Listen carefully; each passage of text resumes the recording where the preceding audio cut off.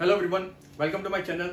दोस्तों, previous video में हम लोगों ने एआई के प्रकार यानी एआई के टाइप्स के बारे में समझा था। आज मैं आपसे जिस टॉपिक पर बात करने जा रहा हूं वो है एआई के उपक्षेत्र यानी सबसेट्स ऑफ एआई, जिसके अंदर मैं आपसे मशीन लर्निंग और डीप लर्निंग के बारे में बात करूंगा। सो स्टार्ट करते हैं अपना आज का लेक्चर मशीन लर्निंग से। देखिए, सबसे पहले तो हम लोगों को एक बात ध्यान रखना है कि जो मशीन लर्निंग है ये एआई का ही सबसेट है, यानी जो मशीन लर्निंग है वो एआई का ही भाग है, वो एआई के अंदर ही आता है। उसी बार दोस्तों, जो डीप लर्निंग है ये मशीन लर्निंग का सबसेट होता है, यानी ये मशीन लर्निंग के अंदर आता है। क्लियर है? अब हम आते हैं मशीन लर्निंग पर। देखिए, सबसे पहले हम लोग मशीन लर्निंग की एक डेफिनेशन को समझेंगे और उस डेफिनेशन के बेसिस पर मैं आपको मशीन लर्निंग के कॉन्सेप्ट को समझाऊंगा। सो अगर बात की जाए मशीन लर्निंग की तो हम बोल सकते हैं it is the field of study that gives computers or machines the capability to learn without being explicitly programmed। ठीक है, यह अध्ययन का वह क्षेत्र है जो कंप्यूटर अथवा मशीनों को स्पष्ट रूप से प्रोग्रामिंग किए बिना डेटा से सीखने की क्षमता प्रदान करता है। क्या मतलब इसका? देखिए, कहने का मतलब है कि आपका जो मशीन, आपके जो कंप्यूटर्स हैं वो खुद से सीख सकते हैं, वो खुद से लर्न कर सकते हैं। आपको हर चीज के लिए मशीन में प्रोग्रामिंग करने की जरूरत नहीं है। क्या मतलब इसका? देखिए, इस बात को हम एक एग्जांपल के थ्रू समझते हैं। मान लीजिए आप फ्लिपकार्ट की साइट पर जाते हैं और आप वहां पर कुछ प्रोडक्ट्स को सर्च करते हैं। ठीक है, सपोज आपने वहां पर जाकर स्पोर्ट्स रिलेटेड प्रोडक्ट्स को सर्च किया। अब जब आप दोबारा उस फ्लिपकार्ट की साइट पर जाओगे तो आप देखोगे कि आपको आपकी होम स्क्रीन पर विदाउट एनी सर्च वो प्रोडक्ट ज्यादा दिखाई देंगे जो कि आपने पिछली बार फ्लिपकार्ट की साइट पर सर्च किए थे। जैसे अगर आपने पिछली बार फ्लिपकार्ट की साइट पर स्पोर्ट्स से रिलेटेड प्रोडक्ट सर्च किए थे तो नेक्स्ट टाइम आपको आपके फ्लिपकार्ट की होम स्क्रीन पर स्पोर्ट्स से रिलेटेड प्रोडक्ट्स ज्यादा दिखाई देंगे। इस चीज को आपने पर्सनली भी एक्सपीरियंस किया होगा। बेसिकली आपका जो रिकमेंडेशन सिस्टम है वो यही करता है। सो ये जो हो रहा है, ये जो प्रोसेस हो रही है, ये कैसे हो पा रही है, ये कैसे हो पा रहा है? ठीक है, इसके पीछे क्या रीजन है? देखिए, ये जो प्रोसेस हो रही है इसका रीजन है मशीन लर्निंग। ये मशीन लर्निंग की वजह से ही पॉसिबल हो पा रहा है। देखिए, जैसा भी मैंने आपको बताया कि मशीन लर्निंग में क्या हो रहा है, मशीन लर्निंग में जो मशीनें हैं, जो आपके कंप्यूटर्स हैं, मशीनें हैं, वो खुद से सीख सकते हैं विदाउट, इस पर ध्यान दीजिए, विदाउट बीइंग एक्सप्लिसिटली प्रोग्राम। यानी जो मशीनें हैं वो स्पष्ट रूप से प्रोग्राम किए बिना, स्पष्ट रूप से प्रोग्राम किए बिना ही वो खुद से डेटा से सीख सकती है। ठीक, अब देखिए, जो आपकी एक्सप्लिसिट प्रोग्रामिंग होती है इसमें क्या होता है, इसके अंदर सबसे पहले इंसान प्रोग्राम करता है और फिर आपका आउटपुट जनरेट होता है। जैसे अभी तक हम लोग जो भी बेसिक प्रोग्रामिंग सीखते आए, जो भी हमारी ट्रेडिशनल प्रोग्रामिंग हमने सीखी है, वो सब कैसी है? वो सब आपकी एक्सप्लिसिट प्रोग्रामिंग यानी आपकी स्पष्ट प्रोग्रामिंग है, जिसमें क्या होता है, जिसमें हम पहले प्रोग्रामिंग करते हैं और फिर जो इनपुट देते हैं वो इनपुट उस प्रोग्राम के अकॉर्डिंग मैनिपुलेट होता है या प्रोसेस्ड होता है और फाइनली हमको आउटपुट मिल जाता है। ठीक है, जैसे फॉर एग्जांपल एडिशन वाला प्रोग्राम, हम जो एडिशन वाला प्रोग्राम करते थे उसके अंदर हम क्या करते थे, इसके अंदर सबसे पहले एडिशन के लॉजिक को प्रोग्राम करते थे, उसके लॉजिक को तैयार करते थे, एडिशन के लॉजिक को, और उसके बाद जो इनपुट देते थे मशीन को, तो मशीन उस इनपुट के प्रति उस प्रोग्राम के अकॉर्डिंग रिस्पॉन्ड कर दी थी जो कि हमने पहले से बनाया हुआ था। ठीक है, और फाइनली हमको क्या मिलता था? फाइनली हमको आउटपुट मिल जाता था। बट अगर बात की जाए मशीन लर्निंग की तो यहां पे आपको प्रोग्रामिंग करने की जरूरत नहीं है। यहां पे मशीन खुद से सीख सकती है। कैसे सीखेगी? देखिए, वापस हम लोग उसी अपने फ्लिपकार्ट वाले एग्जांपल पर लौटते हैं, जहां मैंने आपको बताया था कि आपको आपकी फ्लिपकार्ट की होम स्क्रीन पर जब आप लॉगिन करते हो तो आपको ऐसे प्रोडक्ट्स ज्यादा दिखाई देते हैं जो कि आपने पिछली बार में फ्लिपकार्ट पर सर्च किए थे। ठीक, अब आप जानते हैं कि सैकड़ों लाखों क्या यूजर्स हैं जो कि ऑनलाइन शॉपिंग करते हैं। सो क्या ये पॉसिबल है कि जो आपकी ऑनलाइन कंपनियां हैं ये हर यूजर के पीछे एक लोगों की टीम बिठाए और उनको बोले कि भाई हर यूजर की एक्टिविटी पर नजर रखो कि वो क्या सर्च कर रहा है, उसकी क्या प्रेफरेंसेस हैं, और उसके अकॉर्डिंग नेक्स्ट टाइम उस यूजर को वो प्रोडक्ट रिकमेंड करो? क्या ऐसा प्रैक्टिकली पॉसिबल है? ऐसा प्रैक्टिकली पॉसिबल नहीं है, क्योंकि अगर ऐसा होगा तो आपको पता है हजारों लाखों क्या यूजर हैं, तो हजारों लाखों यूजर के ऊपर नजर रखने के लिए आपको सैकड़ों हजारों लोगों की क्या बनानी पड़ेगी? टीम बनानी पड़ेगी, जो कि प्रैक्टिकली पॉसिबल नहीं है। तो अब हम यहाँ क्या करेंगे? अब हम यहाँ पर थोड़ा इंटेलिजेंटली काम करेंगे। यहां पर हम बोलेंगे let the machine learn, let the machine adapt to the user. यानी जो मशीन है उसे खुद से सीखने दो, उसे खुद से अडेप्ट करने दो, उसे खुद से निपुण होने दो। और मशीन सीखेगी कैसे? यूजिंग द डेटा, डेटा का यूज करके मशीन सीखेगी। जैसे अगर आपकी स्क्रीन पर, जैसे अगर आपकी फ्लिपकार्ट की होम स्क्रीन पर स्पोर्ट्स से रिलेटेड प्रोडक्ट्स ज्यादा दिखाई दे रहे हैं, तो ये क्यों हो रहा है? इसका रीजन ये दोस्तों कि आप जब पिछली बार फ्लिपकार्ट की साइट पर गए थे और आपने सर्च किया था, तो आपकी जो सर्च हिस्ट्री है, that search history is given as data for that machine. यानी जो मशीन है वो आपकी उस सर्च हिस्ट्री को डेटा के रूप में प्रयोग करती है और उस डेटा के बेसिस पर वो आपको वो प्रोडक्ट दिखाती है जो कि आपने पिछली बार फ्लिपकार्ट या दूसरी की साइट पर जाके सर्च किए थे। ठीक है, जैसे इस केस में अगर आपकी स्क्रीन पर आपको स्पोर्ट्स से रिलेटेड प्रोडक्ट दिखाई दे रहे हैं, तो इसका मतलब है कि पिछली बार जब आप गए थे फ्लिपकार्ट पर, तो वहां पे आपने स्पोर्ट्स से रिलेटेड प्रोडक्ट को सर्च किया था और उसी की जो हिस्ट्री थी, सर्च हिस्ट्री थी, उसका यूज मशीन क्या कर रही थी? डेटा के रूप में कर रही थी। और उसी के बेसिस पे उसने आपको नेक्स्ट टाइम क्या दिखाए? नेक्स्ट टाइम आपको उसने स्पोर्ट्स से रिलेटेड प्रोडक्ट्स ज्यादा दिखाने शुरू कर दिए। ठीक है, सो इस प्रकार से जो मशीन है वो बिना प्रोग्राम किए सीख सकती है बेस्ड ऑन डेटा। सो आप मशीन को जो भी डेटा देते हो, जो भी एल्गोरिथम मशीन को देते हो, मशीन उस बेसिस पर अपने आप को तैयार करती है, लर्न करती है, खुद से सीखती जाती है और धीरे धीरे एक्यूरेसी के पास पहुंच जाती है। सो इस प्रकार से दोस्तों जो मशीन लर्निंग है वो काम करता है। अब ऐसे कई सारे एरियाज है दोस्तों जहां पे आपके ट्रेडिशनल जो सिस्टम है वो काम नहीं करते, जैसे कि आपके ऑनलाइन शॉपिंग के मामले में। तो ऐसी जगहों पर आपको मशीन लर्निंग की हेल्प लेनी होती है। क्लियर है? अब इस चीज को दोस्तों हम थोड़ा और डीप में समझते हैं।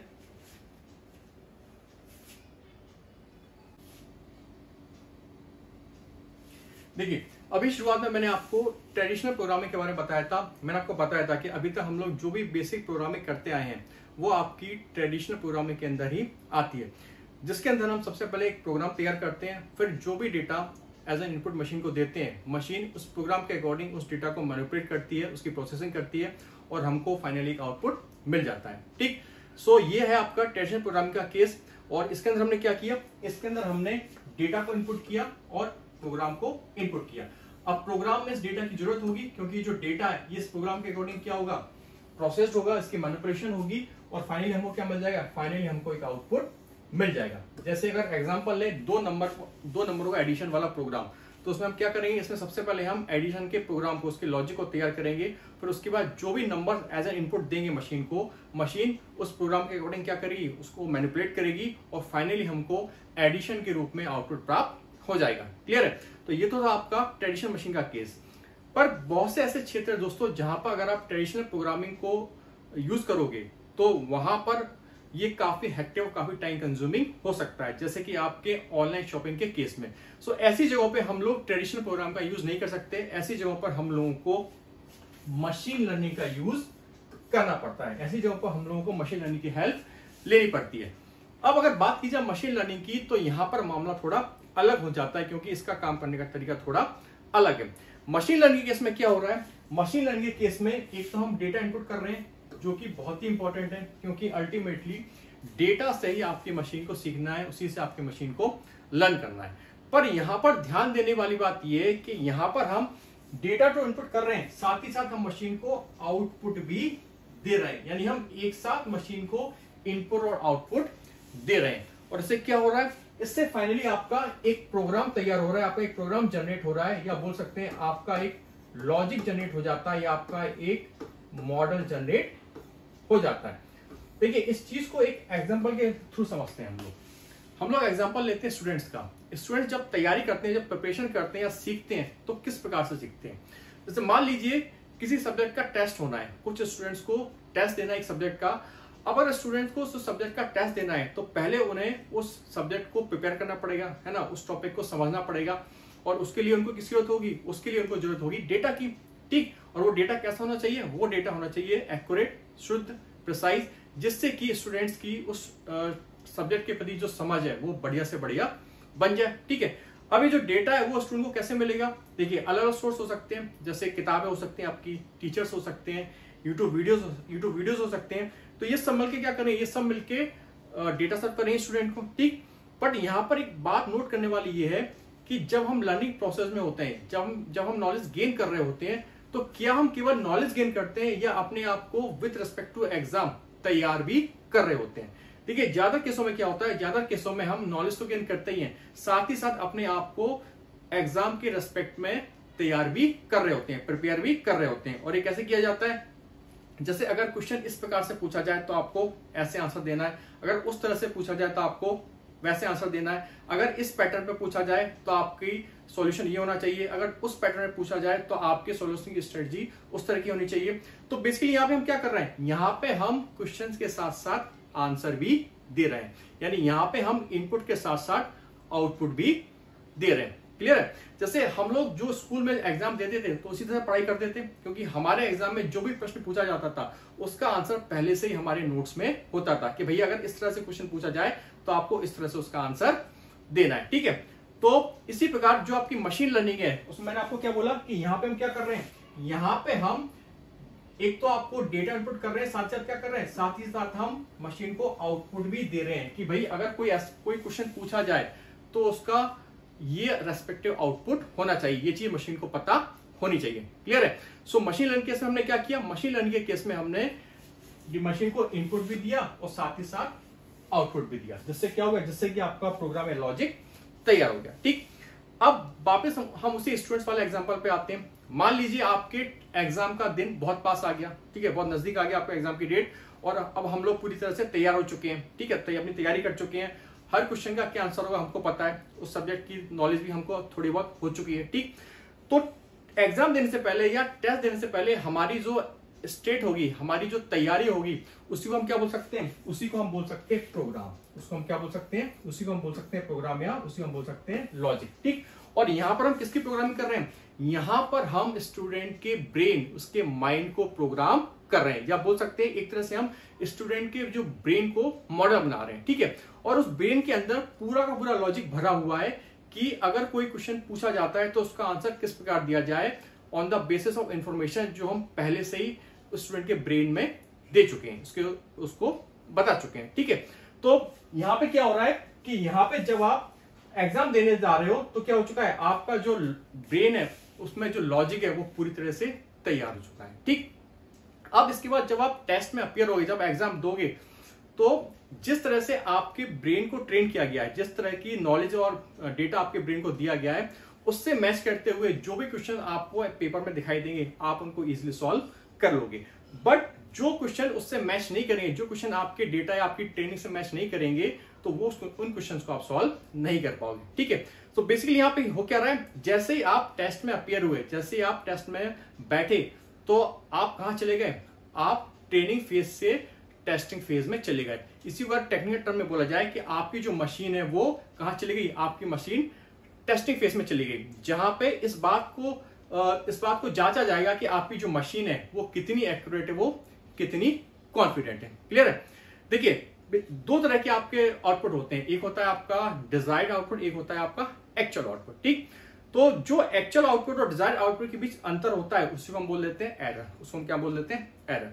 सो बेसिकली जो आपकी मशीन लर्निंग का टेस्टिंग फेज है उसमें यही कोशिश की जाती है कि जो आपका एरर है वो कम से कम किया जाए, यानी जो आपका एक्चुअल आउटपुट है और आपका जो डिजायर्ड आउटपुट है उसमें कम से कम एरर हो। ठीक, सो अल्टीमेटली जो आपकी मशीन लर्निंग है उसका यही एम होता है कि ये जो एरर है ये एक पॉइंट पे आके आपकी क्या हो जाए, खत्म हो जाए, और आपकी जो मशीन है वो क्या हो जाए, वो कंप्लीटली एक्यूरेट बन जाए। क्लियर हो गया।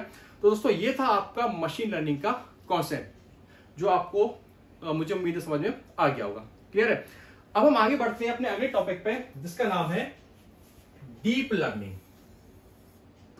देखिए शुरुआत में मैंने आपको बताया था कि जो डीप लर्निंग है वो किसका सबसेट है, वो आपके मशीन लर्निंग का ही सबसेट है, यानी मशीन लर्निंग के अंदर ही आता है। ठीक, अब डीप लर्निंग क्या है, देखिए it is a subset of machine learning based on artificial neural network. ठीक है, deep learning uses an artificial neural network to reach accurate conclusion without human intervention. क्या मतलब है इसका, इसका मतलब है कि जो डीप लर्निंग है वो मशीन लर्निंग का ही क्या है, वो मशीन लर्निंग का ही एक सबसेट है जो पूरी तरह से आर्टिफिशियल न्यूरल नेटवर्क पर आधारित होता है। ठीक, आर्टिफिशियल न्यूरल नेटवर्क क्या होता है, देखिए इसके बारे में अलग से मैं एक सेपरेट वीडियो बनाऊंगा, बट यहाँ पे आपको थोड़ी बहुत इसके बारे में जानकारी दे देता हूँ। देखिए हमारे ब्रेन की जो सबसे स्मॉलेस्ट यूनिट होती है, सबसे छोटी इकाई होती है, वो होती है आपके न्यूरॉन, ठीक है। और हमारा जो दिमाग है, हमारा जो ब्रेन है, वो ऐसे असंख्य न्यूरॉन्स से मिलकर बना है, या बोल सकते हैं कि हमारे ब्रेन के अंदर न्यूरॉन्स का एक नेटवर्क पाया जाता है। तो बेसिकली हमारा ब्रेन जो भी एक्टिविटी करता है, जो भी हमारा ब्रेन सोचता है, समझता है, या हमारे बाकी के बॉडी पार्ट्स को जो भी सिग्नल भेजता है, तो वो सब उन न्यूरॉन्स के नेटवर्क की वजह से ही हो पाता है, ठीक है। तो जब हम आर्टिफिशियली, जिस प्रकार से हमारे ब्रेन के अंदर न्यूरॉन्स का नेटवर्क है, जब ऐसे नेटवर्क को हम आर्टिफिशियली तैयार करते हैं और किसी मशीन के अंदर उसे डालते हैं, तो वो आपका कहलाता है आर्टिफिशियल न्यूरल नेटवर्क। हम बोलते हैं आर्टिफिशियल न्यूरल नेटवर्क, ठीक। तो जो आपकी डीप लर्निंग है वो बेसिकली आपकी इसी आर्टिफिशियल न्यूरल नेटवर्क पर आधारित है, ठीक है। सो अगर दूसरे शब्दों में बोला जाए तो हम बोल सकते हैं कि डीप लर्निंग के द्वारा कंप्यूटर में इंसान की तरह सोचने, समझने और अनुभव करने की क्षमता उत्पन्न की जाती है। क्यों? क्योंकि जो आपकी डीप लर्निंग है वो किस पर आधारित है, वो आपके आर्टिफिशियल न्यूरल नेटवर्क पर आधारित है। और आपकी जो आर्टिफिशियल न्यूरल नेटवर्क है, एल्गोरिथम है, ये इंसानी दिमाग से प्रेरित होकर तैयार किया गया है, ठीक है। सो हम बोल सकते हैं कि डीप लर्निंग के द्वारा कंप्यूटर्स में या मशीन में इंसान की तरह सोचने, समझने और अनुभव करने की क्षमता उत्पन्न की जाती है, ठीक। इसके साथ साथ इस अनुभव को प्राप्त करने के लिए डीप लर्निंग को काफी बड़ी मात्रा में डेटा की जरूरत पड़ती है, क्योंकि यह इंसानी बुद्धि पर आधारित है। क्या मतलब है इसका? देखिए जिस तरह से जो हमारा ह्यूमन ब्रेन होता है, वो एक बहुत बड़े अमाउंट में अलग प्रकार के डेटा से क्या करता है, अनुभव लेता है, एक्सपीरियंस लेता है। उसी प्रकार चूंकि डीप लर्निंग किस पर आधारित है, हमारे ह्यूमन ब्रेन पर आधारित है, इसलिए इसे भी अनुभव प्राप्त करने के लिए काफी बड़ी मात्रा में डेटा की आवश्यकता पड़ती है, ठीक। साथ ही एक बात और ध्यान रखिए कि जो डीप लर्निंग है, चूंकि इस मॉडल को अधिक डेटा और न्यूरल नेटवर्क आर्किटेक्चर के द्वारा प्रशिक्षित किया जाता है, जिससे इसे कम से कम मानवीय हस्तक्षेप की आवश्यकता पड़ती है, और ये बिना प्रोग्रामर की मदद के खुद से ही फीचर्स को समझ पाता है। इस लाइन का क्या मतलब है, उसे इसको मैं भी आगे आपको थोड़ी देर बाद समझाऊंगा। क्लियर है? देखिए थोड़ा और जान लेते हैं न्यूरल नेटवर्क के बारे में। देखिए आपका जो आर्टिफिशियल न्यूरल नेटवर्क है, इसके अंदर कई सारे लेयर्स होती हैं। जिस प्रकार ह्यूमन ब्रेन के अंदर कई सारी लेयर्स होती हैं न्यूरॉन्स की, उसी प्रकार जो आपका आर्टिफिशियल न्यूरल नेटवर्क है, इसके अंदर भी कई सारी लेयर्स होती हैं। जिसमें से एक है आपकी इनपुट लेयर, फिर आपकी हिडन लेयर और फिर आपकी आउटपुट लेयर। देखिए जो आपकी सबसे पहला आपकी जो लेयर आती है वो है आपका इनपुट लेयर की। इसका काम क्या है? इसका काम है डेटा को बाहरी दुनिया से न्यूरल नेटवर्क में लाना। यानी जो आपके बाहरी ऑब्जेक्ट्स हैं, उनसे जो भी डेटा कलेक्ट हो रहा है, वो आपकी कौन कर रही है, वो आपकी इनपुट लेयर कर रही है, और उस डेटा को कहां ला रही है, उस डेटा को वो न्यूरल नेटवर्क के अंदर ला रही है, ठीक है। यहां पर किसी प्रकार की प्रोसेसिंग नहीं होती, यानी जो आपकी इनपुट लेयर है वहां पे किसी भी तरह की प्रोसेसिंग नहीं होती, ठीक है। और जो डेटा है उसे आगे हिडन लेयर को भेज दिया जाता है, ठीक। देखिए हिडन लेयर जो है वो इनपुट लेयर और आउटपुट लेयर के बीच में होती है। इसका क्या काम है? जिसका काम है इनपुट लेयर से डेटा प्राप्त करो, फिर उसको प्रोसेस करो, ठीक है, कैलकुलेशन करो और क्या करो, कंक्लूजन निकालो, ठीक। सो जो आपकी हिडन लेयर है, इसके भीतर भी क्या हो सकती है, इसके भीतर भी कई सारी लेयर हो सकती हैं, और हर हिडन लेयर आपके कई सारे आर्टिफिशियल न्यूरॉन से बनी होती है, जो कि एक दूसरे से जुड़े रहते हैं, ठीक है। इसके बाद आती है दोस्तों आपकी आउटपुट लेयर, जो क्या करती है, आउटपुट लेयर डेटा प्रोसेसिंग का अंतिम भाग है, जिसका कार्य है हिडन लेयर से प्रोसेस जानकारी को प्राप्त कर बाहरी दुनिया को देना। यानी जो आपकी हिडन लेयर है, वो जो भी डेटा की प्रोसेसिंग करेगी, जो भी वो कंक्लूजन निकालेगी, वो किसको दे देगी, वो दे देगी आपकी आउटपुट लेयर को, और आउटपुट लेयर को कहां दे देगा, आउटपुट लेयर उसको बाहरी दुनिया को दे देगा, यानी आपको आउटपुट सिग्नल मिल जाएगा। क्लियर है? अब देखिए डीप लर्निंग को और भी बेहतर समझने के लिए हमको 3 चीजों पर ध्यान देना होगा। इसमें पहला है आपका व्हाई, यानी हमको डीप लर्निंग की जरूरत क्यों पड़ी।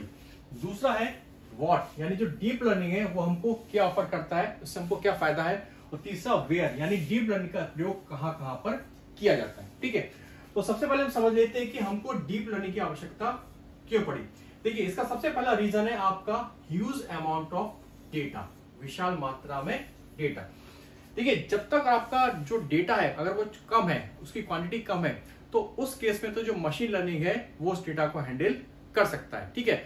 बट जैसे आपका जो डेटा है उसकी क्वांटिटी बढ़ेगी, आपका लार्ज अमाउंट ऑफ डेटा जब तैयार होगा, तो उस केस में जो मशीन लर्निंग है वो आपके इतने बड़े अमाउंट में डेटा को हैंडल नहीं कर सकता, ठीक है। सो इसके लिए आपको किसी जरूरत पड़ी, इसके लिए जरूरत पड़ी आपको डीप लर्निंग की, जो क्या कर सकता है, जो कि लार्ज अमाउंट ऑफ डेटा को इजीली हैंडल कर सकता है। आपका डेटा कैसा भी हो, स्ट्रक्चर्ड हो, अनस्ट्रक्चर्ड हो, कितना ही बड़ा उसका अमाउंट हो, कितनी बड़ी क्वांटिटी में आपका डेटा हो, डीप लर्निंग आपके उस डेटा को हैंडल कर सकता है। वहीं जो मशीन लर्निंग है वो लार्ज अमाउंट ऑफ डेटा को हैंडल नहीं कर सकता, वो केवल डेटा की एक बहुत लिमिटेड क्वांटिटी को क्या कर सकता है, हैंडल कर सकता है, ठीक है। तो इसलिए हमको डीप लर्निंग की जरूरत पड़ी। अब इसमें दूसरा पॉइंट आता है आपका कॉम्प्लेक्स प्रॉब्लम्स यानी जटिल समस्याएं। देखिए कॉम्प्लेक्स प्रॉब्लम से मतलब है यहाँ पे आपका जो आपका रियल वर्ल्ड है ना, जो आपकी वास्तविक दुनिया है, तो जो आपके रियल वर्ल्ड की जो भी प्रॉब्लम्स हैं, आपके रियल वर्ल्ड की जो भी प्रॉब्लम है, वो सारी प्रॉब्लम्स क्या कहलाती हैं, वो सारी प्रॉब्लम्स आपकी कॉम्प्लेक्स प्रॉब्लम कहलाती हैं, ठीक है। और आप जानते हैं कि आज इस दुनिया में हजारों लाखों अनगिनत क्या है प्रॉब्लम्स हैं, जो कैसी है, जो काफी कॉम्प्लेक्स है, काफी जटिल है, काफी कंफ्यूजिंग है, ठीक है, काफी टाइम कंज्यूमिंग है, ठीक। सो जो मशीन लर्निंग है वो बेसिकली आपके इन कॉम्प्लेक्स प्रॉब्लम्स को या जटिल समस्याओं को सॉल्व नहीं कर सकता, ठीक है। इसके लिए आपको जरूरत पड़ेगी, इसके लिए आपको जरूरत पड़ेगी डीप लर्निंग की। जो डीप लर्निंग है वो इन कॉम्प्लेक्स प्रॉब्लम को इजीली सॉल्व कर सकता है, ठीक है। इसके बाद दोस्तों अगला पॉइंट आता है इसमें आपका फीचर एक्सट्रैक्शन यानी विशेषता निकालना। फीचर एक्सट्रैक्शन मशीन लर्निंग में कैसा होगा और डीप लर्निंग में कैसा होगा, इसको हम समझते हैं। देखिए मान लीजिए आपका कोई ऑब्जेक्ट है, ठीक है, आपका कोई ऑब्जेक्ट है और ये आपका क्या है, आपकी कोई मशीन है, आपका कोई मॉडल है, ठीक है, ये आपकी मशीन है, ये आपका कोई मॉडल है, ठीक। अब आपको क्या करना है, आपको इस मशीन को या इस मॉडल को ट्रेन करना है जिससे ये मशीन इस ऑब्जेक्ट के बारे में प्रेडिक्ट कर पाए, यानी इस ऑब्जेक्ट के बारे में अनुमान लगा पाए, यानी इस ऑब्जेक्ट के बारे में बता पाए कि किस टाइप का ऑब्जेक्ट है, ठीक है। तो अगर आपको अपनी मशीन को ट्रेन करना है कि जिससे इस ऑब्जेक्ट को प्रिडिक्ट कर ले, तो आपको यहाँ क्या करना पड़ेगा। यहाँ अगर हम बात करें मशीन लर्निंग की, मशीन लर्निंग के केस में अगर आपको इस मॉडल को ट्रेन करना है कि भाई ये इस ऑब्जेक्ट के बारे में बता दे, इस ऑब्जेक्ट के बारे में प्रिडिक्ट कर दे, तो आपको क्या करना पड़ेगा, आपको मैन्युअली इस ऑब्जेक्ट के जो फीचर्स हैं, यानी इस ऑब्जेक्ट की जो विशेषताएं हैं, है ना, आप इस ऑब्जेक्ट की जो फीचर्स हैं उनको आपको मैन्युअली इस मशीन में क्या करना पड़ेगा, फीड करना पड़ेगा, ठीक है। और आप जो फीचर्स फीड करोगे इस मशीन में, उन फीचर्स के आधार पर ये जो मशीन है ये आपके इस ऑब्जेक्ट का क्या लगाएगी, ये आपके इस ऑब्जेक्ट के बारे में अनुमान लगाएगी, इसके बारे में प्रेडिक्ट कर पाएगी कि ये किस प्रकार का ऑब्जेक्ट है। क्लियर हो गया। तो जो मशीन लर्निंग केस है उसमें क्या हो रहा है, उसमें हमको मशीन को ट्रेन करने के लिए क्या करना पड़ रहा है, किसी भी ऑब्जेक्ट के जो फीचर्स होते हैं यानी इसकी जो विशेषताएं होती हैं उनको मैन्युअली मशीन में फीड करना पड़ता है, और उसी बेसिस पर जो मशीन है, जो कि फीचर्स आपने फीड किए मैन्युअली मशीन में, उसी आधार पर जो मशीन है वो उस ऑब्जेक्ट के बारे में प्रेडिक्ट कर पाती है, ठीक है। तो ये तो केस हो गया आपका मशीन लर्निंग का, ठीक। वही अगर हम बात करें किसकी, अगर हम बात करें डीप लर्निंग की, तो डीप लर्निंग के केस में क्या होगा, डीप लर्निंग के केस में आपको मैन्युअली फीचर्स को फीड करने की जरूरत नहीं पड़ेगी मशीन में, ठीक है। फिर से रिपीट कर रहा हूं, डीप लर्निंग के केस में आपको फीचर्स को मैन्युअली फीड करने की जरूरत नहीं पड़ती है मशीन में, ठीक। डीप लर्निंग के केस में क्या होता है, देखिए डीप लर्निंग के केस में क्या होगा, जब सपोज आपका ये जो ऑब्जेक्ट है, आपने क्या किया, आपने इस ऑब्जेक्ट की एक इमेज किसको दे दी, आपने इस ऑब्जेक्ट की इमेज डीप लर्निंग मशीन को दे दी, ठीक। तो यहाँ पे क्या होगा, जो डीप लर्निंग होगी वो क्या करेगी, वो अपने आप उस इमेज से, वो अपने आप इस ऑब्जेक्ट की इमेज से क्या करेगा, अपने आप ही इसके जो फीचर्स है, इसकी जो विशेषता है, उसको क्या कर लेगा, उसको निकाल लेगा, उसको एक्सट्रैक्ट कर लेगा, ठीक है। यानी जो डीप लर्निंग वो क्या करेगी, वो अपने आप ही उस किसी भी ऑब्जेक्ट के जो फीचर्स उसको क्या कर लेगी, एक्सट्रैक्ट कर लेगी, ठीक है। और उस बेसिस पर वो उस ऑब्जेक्ट के बारे में पता लगा लेगी वो ऑब्जेक्ट किस प्रकार का है, यानी वो उस ऑब्जेक्ट के बारे में प्रेडिक्ट कर पाएगी, ठीक है।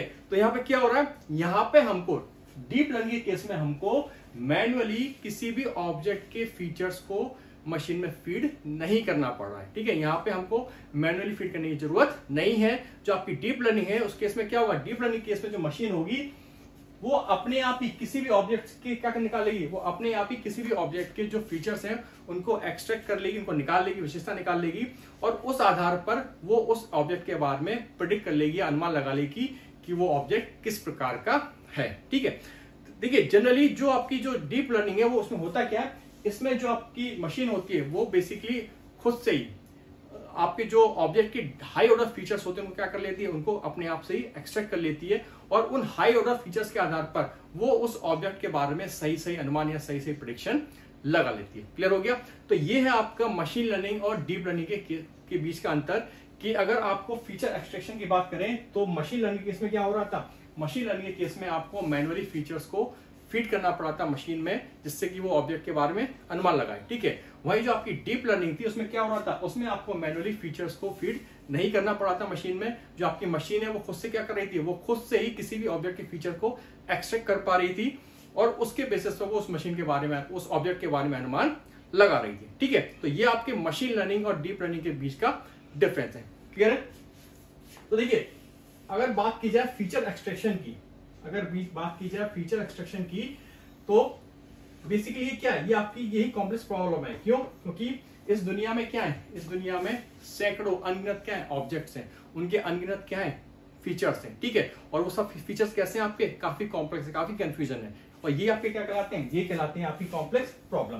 तो जो आपकी मशीन लर्निंग है, अभी आपको पता है कि अगर प्रॉब्लम लिमिटेड हो, आपकी लिमिटेड प्रॉब्लम है तब तो सॉल्व कर लेगा, पर जब आपकी प्रॉब्लम कैसी हो, अनकाउंटेबल हो, अनलिमिटेड जब आपकी प्रॉब्लम होगी, यानी बहुत बड़े अमाउंट में जब आपकी प्रॉब्लम्स होंगी, तो उन प्रॉब्लम्स को आपका मशीन लर्निंग हैंडल नहीं कर सकता, वहां पे आपको डीप लर्निंग की जरूरत पड़ती है। क्लियर हो गया?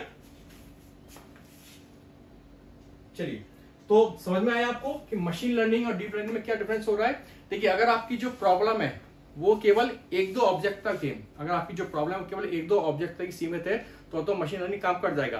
पर जैसे ही आपकी प्रॉब्लम की स्केल क्या होगी, लार्ज होगी, बड़ी होगी, यानी जब अनगिनत ऑब्जेक्ट आएंगे, अनगिनत ऑब्जेक्ट आने का मतलब है आपकी अनगिनत क्या होगी, कॉम्प्लेक्स प्रॉब्लम्स आएंगी, तो उस केस में मशीन लर्निंग काम नहीं कर पाएगा, वहां पे आपको डीप लर्निंग की जरूरत पड़ेगी। क्लियर हो गया?